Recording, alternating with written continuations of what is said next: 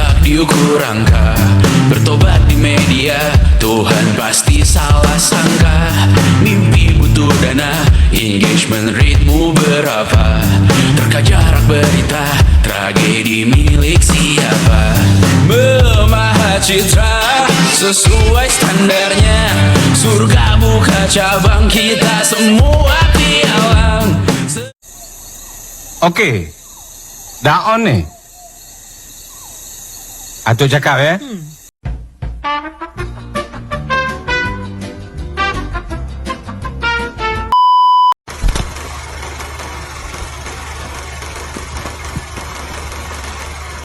Sebelumnya boleh perkenalkan diri dulu belum Kak? Dengan nama, usia, dan sudah berapa lama bekerja sebagai apoteker? Perkenalkan, nama saya Resi Anissa. Saya usia 27 tahun. Saya berproses sebagai apoteker sudah hampir 1 tahun. Awal mula Kakak izin menjadi apoteker itu gimana sih Kak? Awal mulanya karena dukungan orang tua. Dan selama 1 tahun ini, hal apa yang paling menyenangkan sebagai apoteker? Bertemu dengan pasien, Bertemu pasien. Dan hal yang paling sulit dalam apoteker itu apa? mengedukasi pasien sih. Mengedukasi pasien. Contohnya itu gimana Kak? Terutama sih terkait obat ya, karena masyarakat pada awalnya itu kan pasti mengingat tuh dari bentuk sediaan atau warna obatnya saja. Padahal sebenarnya tuh obat itu banyak banget mereknya, banyak banget dari pabriknya, banyak banget namanya. Tetapi itu isinya sama aja, fungsinya sama. Dan itu sudah kita untuk bisa mengedukasi pasien buat ini loh sama aja loh, Pak. Tidak ada perbedaan, cuma paling beda di bungkus ataupun di pabriknya aja. Kalau ada pasien yang memiliki keterbatasan ekonomi, apa yang Kakak bisa bantu sebagai apoteker? Saya memilihkan obat yang lebih ekonomis harganya. Murah. Apa sih Kak peran apoteker yang sering dinamakan orang-orang yang kurang bisa dari orang lain? Karena orang lebih menganggapkan tenaga medis itu adalah dokter yang perawat sih. Jadi apoteker itu juga karena yang sering terlupakan. Padahal sebenarnya dokter bisa mendiagnosa, tapi tetap obat dan resepnya itu atas dasar dari izin dari apoteker sendiri. Menurut Kakak, seberapa besar peran apoteker dalam membantu pasien dibanding perawat medis lainnya? Besar, karena tanpa apoteker sendiri pun kita juga nggak bisa untuk bekerja sama dengan tim medis yang lain. Apa yang membuat Kakak tuh merasa puas atau bangga sebagai apoteker?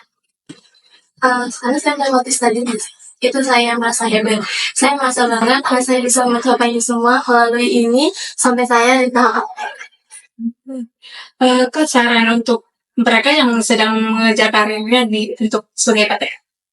sarannya tetap semangat, jangan putus asa, rajin belajar, jangan pernah masa menyerah karena ingat orang tua itu gede-gedenya berhalu. Ya, terima kasih banyak ya Kak sudah bersedia meluangkan waktu untuk mewawancarai. Mohon maaf banyak kesalahan yang saya buat. Tapi bohong.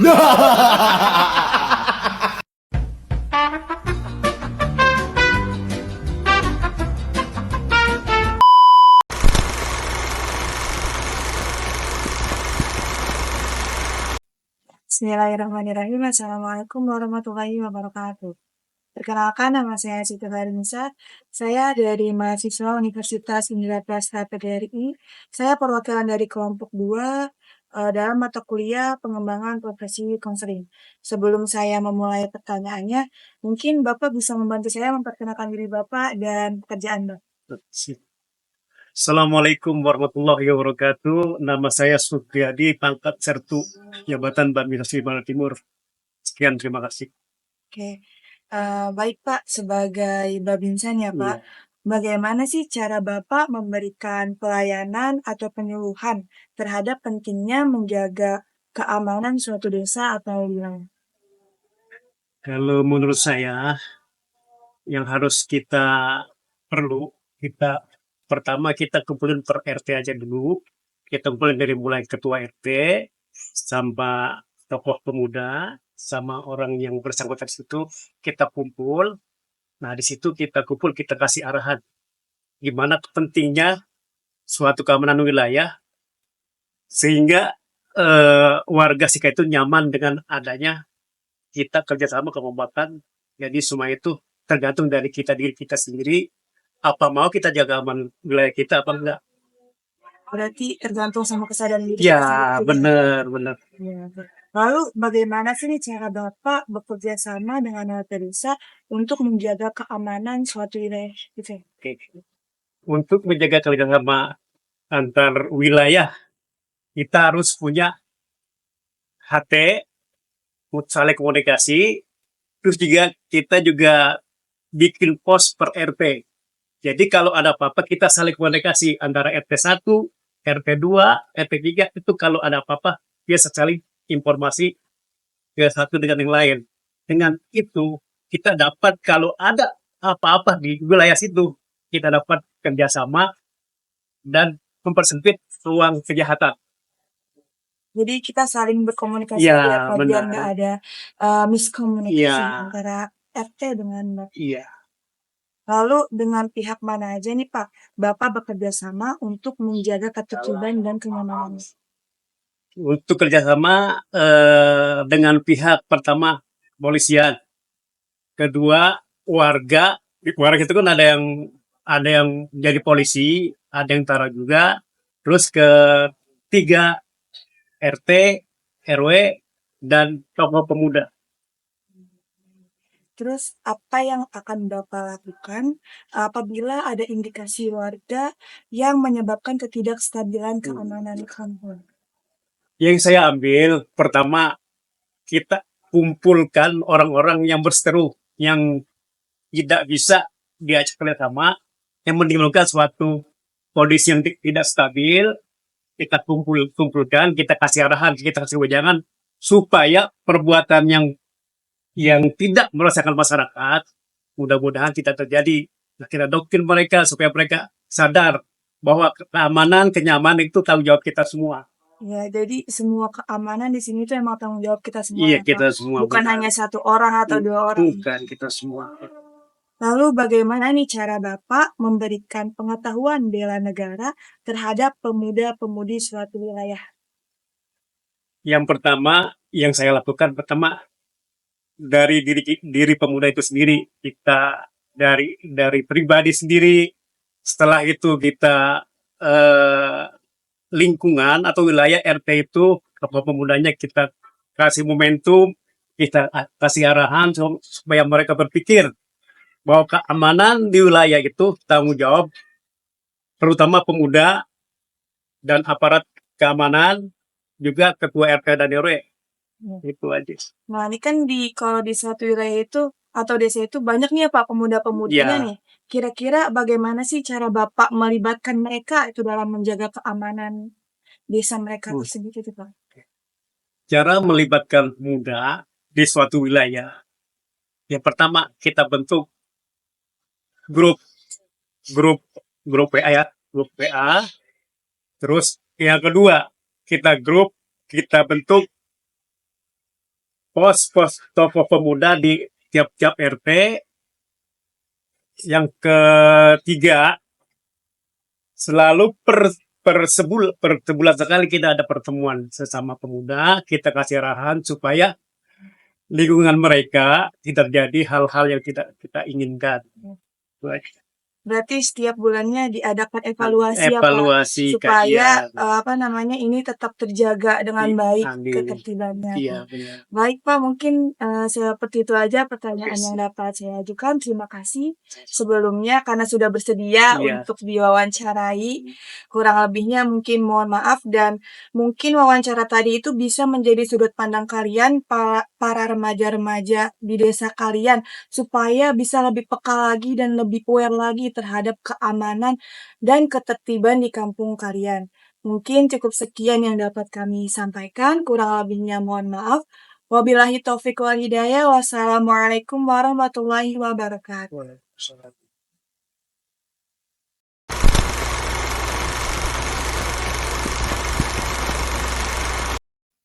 Selamat malam, perkenalkan nama saya Putri Ramadhani. Saya dari Universitas Indraprasta PGRI. Tujuan saya mewawancara Ibu adalah untuk menyelesaikan mata kuliah pengembangan profesi konseling. Bisa kita mulai sesi wawancaranya? Bisa. Oke. Pertanyaan pertama, bagaimana Anda membangun hubungan emosional yang hangat dengan lansia yang Anda rawat? Membangun hubungan yang sangat hangat untuk lansia, kita bisa ajak jalan-jalan keluar, seperti ke taman mungkin, atau kita menanyakan tentang sesuatu kepada lansia tersebut, seperti eh, mengasuh anak seperti gimana, mendidik anak-anak seperti gimana, karena biar gimana pun lansia kan dulu sebelumnya kan mempunyai anak ya, jadi mungkin dia akan senang ketika berbagi tentang pengalaman hidup semasa mudanya dulu. Oh gitu, oke. Selanjutnya, apa tantangan psikologis yang paling sering Anda temui saat merawat lansia dan gimana sih cara Anda menghadapi tantangan tersebut? Tantangannya mungkin seperti gangguan pola tidur ya, kecemasan atau merasa kesepian. Ya, cara menanggulanginya dengan cara kita menemani saat tidur, bercerita sebelum tidur, sehingga lansia tersebut tidak merasa kesepian atau merasa cemas. Oh gitu, oke. Selanjutnya, bagaimana Anda membantu lansia yang merasa tidak lagi berguna atau ditinggalkan oleh keluarganya? Kita mendengarkan keluh kesah tentang lansia tersebut. Kita tanya keluh kesahnya apa, sehingga nanti lansia tersebut akan bercerita. Nanti kita kasih masukan, kita kasih support, kita kasih semangat lagi. Nanti lansia akan berpikir, oh iya, jadi dia merasa kalau dia itu pun masih berguna untuk orang lain dan untuk diri sendiri. Oh, jadi kita harus kasih support ke lansia supaya lansia itu merasa berguna gitu. Kita dengarkan selalu keluh kesahnya, kita dengarkan semuanya. Nanti pasien tersebut kan lansia tersebut akan, oh iya kayak gini. Jadi dia merasa percaya diri sehingga dia memberikan semangat baru lagi untuk dirinya. Iya, benar banget. Oke. Selanjutnya, sejauh mana sih Anda menggunakan keterampilan mendengar aktif dalam pekerjaan Anda sehari-hari? Kita bisa melakukan pekerjaan sehari-hari dengan cara memutar atau mendengarkan musik mungkin ya, seperti apa Nek, atau kayak musik apa sih yang paling disukai dulu waktu masih muda. Nah, nanti kakek tersebut akan bercerita, oh ini ya udah kita kasih musik yang ini sambil mengerjakan pekerjaan sehari-hari. Apa nih yang favorit untuk dilakukan, seperti kegiatan apa yang paling disukai? Misalnya menyapu, kita bisa ajak kakek itu untuk menyapu sambil mendengarkan musik. Sehingga kan kalau mendengarkan musik itu jadi rileks ya. Jadi merasa kayak lebih bernafasnya lebih luas, atau dengan cara rileksnya kayak menikmati musik tersebut sehingga terus happy. Jadi kayak kita tanya-tanya dulu kayak apa kesukaannya. Iya, kalau musik apa-apa baru kita puterin sambil kita mengerjakan pekerjaannya sehari-hari tersebut. Oke, sekarang pertanyaan terakhir nih. Pernahkah Anda merasa kewalahan secara emosional dalam pekerjaan ini? Kalau misalnya Anda pernah merasa kewalahan secara emosional, gimana sih cara Anda menanggapi kewalahan itu? Ya pasti ada lah, setiap manusia tuh kan mempunyai emosional yang kadang stabil, kadang yang kurang stabil.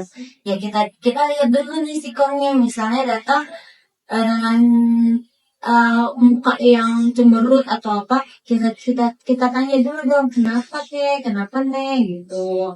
Kalau seandainya kakek tersebut cerita, nah kita dengerin. Kalau kita dikasih kesempatan untuk kasih masukan, kita kasih masukan. Nanti ketika semua sudah dijelasin, kita berikan support lagi, kita berikan semangat lagi sambil mengerjakan pekerjaan sehari-hari, sambil kita muter musik ya. Oke, sambil muter musik, sambil mengerjakan sehari-hari. Jadi kita dengerin dulu nih kenapa begini. Nah, nanti kan pasti tersebut cerita mendengarkan keluh kesahnya kayak gimana gitu. Jadi intinya sih kita harus mendengarkan dulu nih. Kita nggak bisa langsung kucuk-kucuk.